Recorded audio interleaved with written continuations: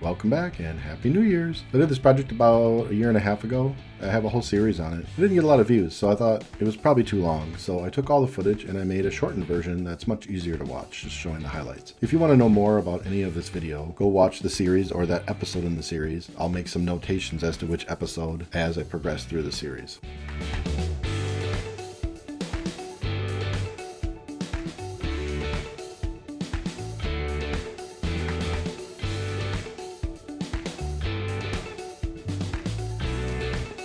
So all this hardwood was free for me. I helped my dad log his old property years ago, and as a result, I get free hardwood whenever I want. So all the vertical stakes are made out of maple for strength, and all the horizontal rails are made out of oak.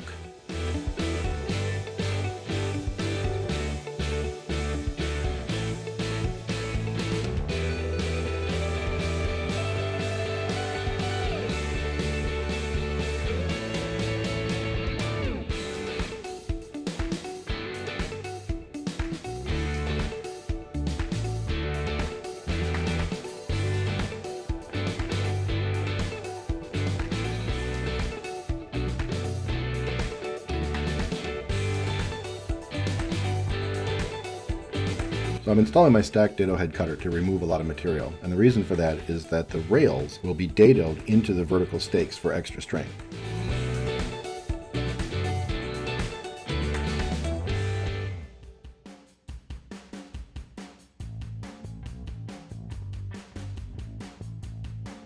If you've never seen a jig like this, it's called a panel cutting jig. It just makes it easier to hold on to wood and keep it square to the blade when you're cutting large pieces of wood.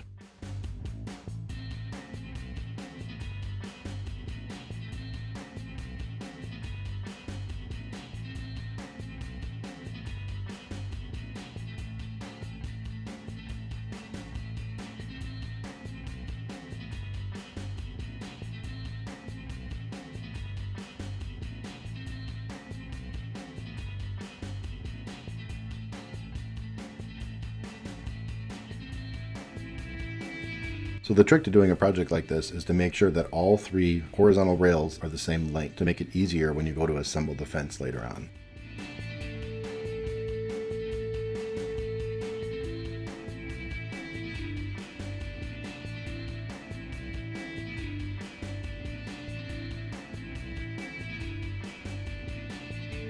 So the front and back rails are approximately 4 foot long, and the front to back rails are approximately 8 foot long. Keeping those all aligned so that they're all the same length is a simple matter of some quick clamps.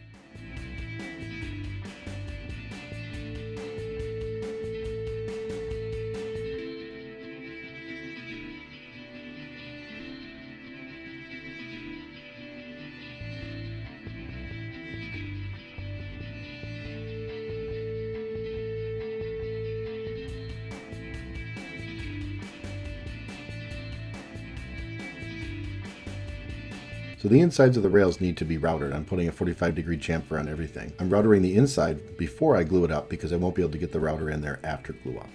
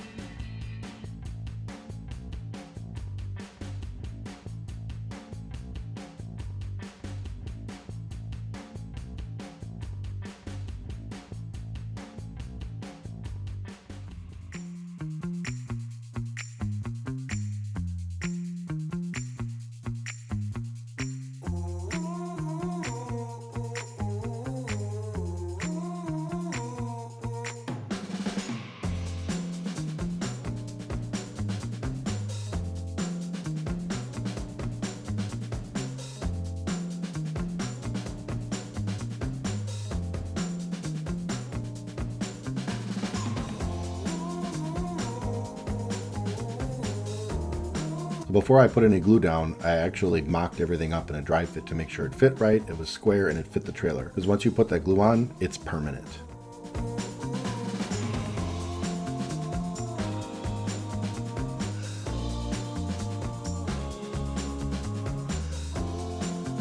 Once I was satisfied with the dry fit, I then pulled it back off the trailer and removed one rail at a time, put the glue on, and then put the clamps back on, thereby keeping it nice and square, just the way I want it.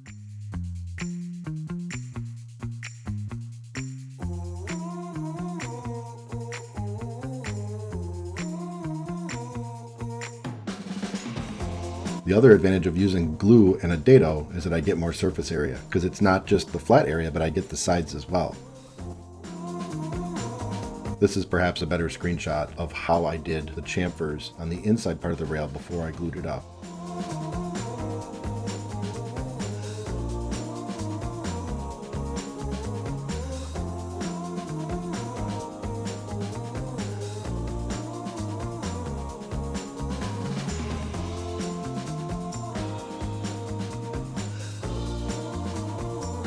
So after the wood had glued for a day, I had to sand the joints to get the glue flat so that the router would ride properly. Then I routered all the rest of the wood that's still accessible, which includes the outside part of the rails and the vertical stakes.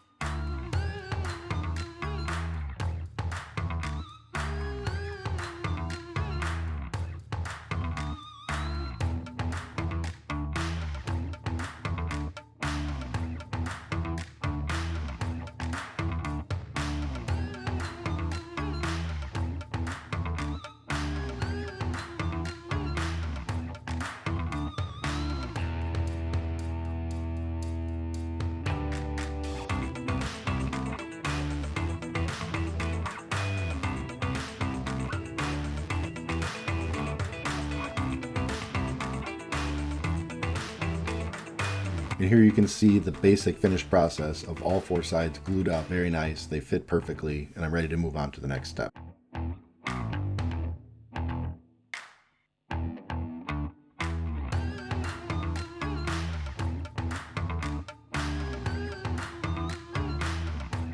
To further and reinforce the crisscross dado glue joint, I'm cutting 1/2-inch oak dowels that I'm going to glue into the joint to further make it strong, because the trailer does go under quite a bit of vibration. Then I chamfered the edges so that they pound in nice and easy, and they look nice when they're done.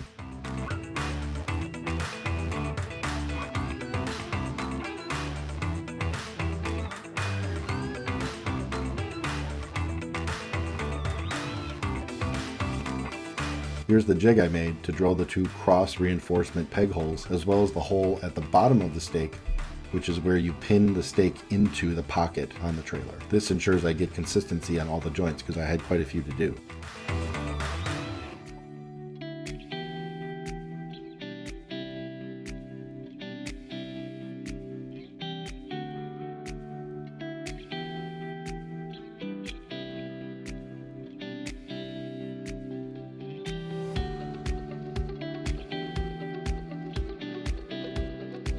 Here's the washer trick to leave the dowel just slightly above the surface for a nice old-timey look to it.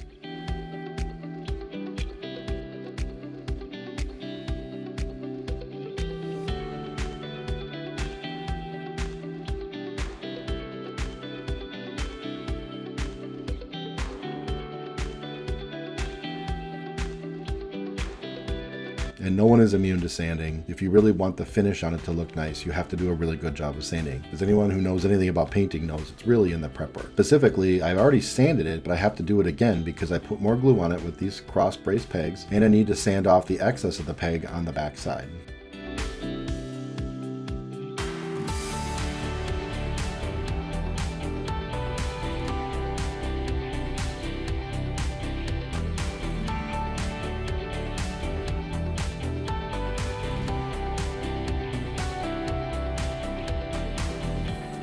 The only feasible way to paint this thing was in my backyard, so I constructed a temporary frame out of 2x3s I had left over from another project, just strong enough to hold the wood up for a couple of days while I shot coats of urethane.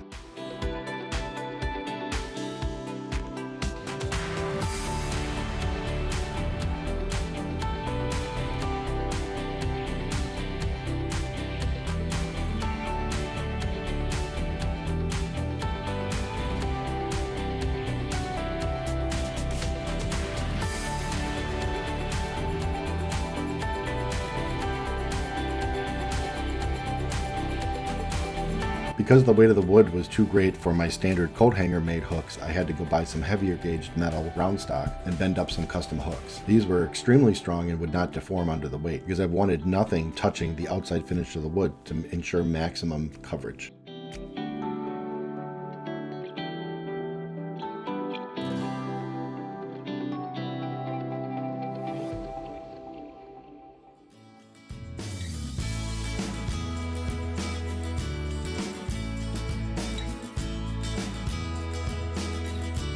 So I used the toughest finish I could find, which is spar urethane, which is the same type of finish they use on sailboats and things like that. You have to dilute it by about 10 to 15% with mineral spirits so that it shoots properly out of a spray gun. And if you don't own a spray gun, Harbor Freight sells them for $10 on sale all the time.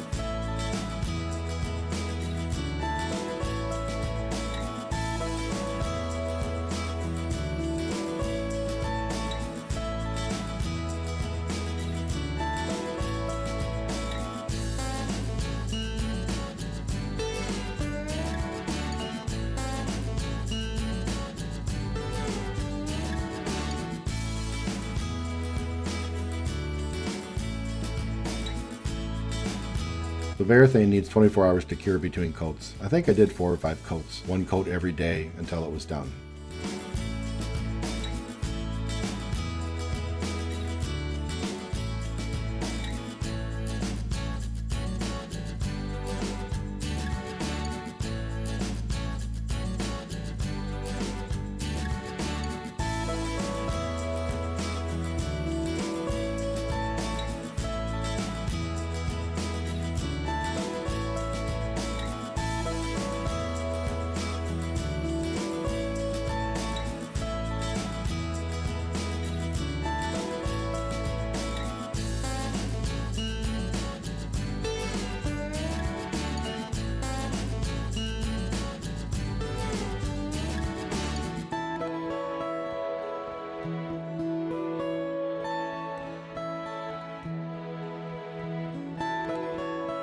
So one of the things I learned after owning one of these trailers for over 20 years is you really need to minimize the tools that you need for this trailer. These front corner hooks and the back tailgate latch ensures you can assemble the picket fence without any extra tools.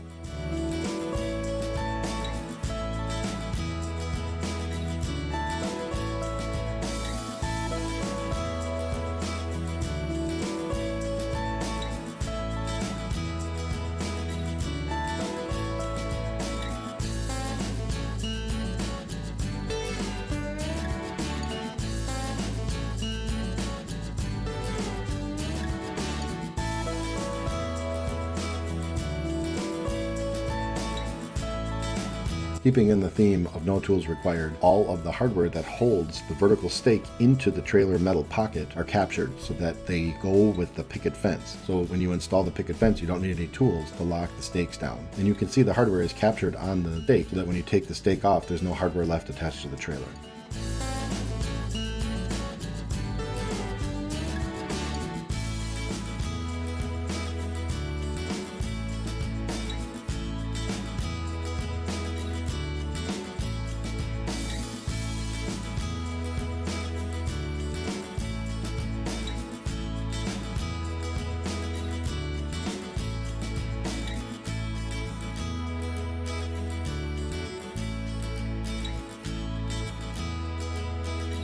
Since my trailer is folded up and stored in the garage, you also need a way to store the picket fence. I found a place that's basically inaccessible when my third vehicle, my conversion van, is parked in the garage. This keeps all 4 pieces of the fence nicely flat against the garage, and there's plenty of space to pull my van in. If you're interested in how I'm putting this trailer together, I have a whole video on how to install an overhead wrench. I have a second video on how this trailer is put together and taken apart, and I have a 7-part series on how I built this picket fence itself. Thanks for watching, and Happy New Year's!